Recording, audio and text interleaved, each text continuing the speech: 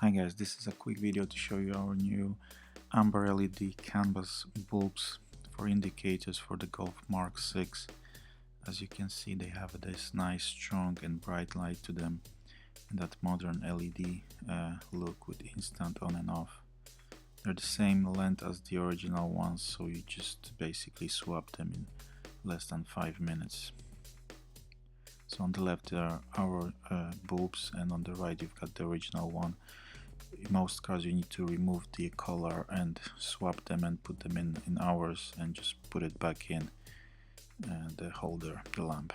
So for the rear you need to bend the carpet in the boot and unscrew the plastic screw and then remove the lamp, and you can see the bulb, access to the bulb screw. Then you twist it left and pull it out, put our swap our bulb, put it back, twist it right, and you can start the car. So this is how the bulbs look like installed on the car. As you can see, they are very bright and the light pattern is very even on the whole length of the lamp.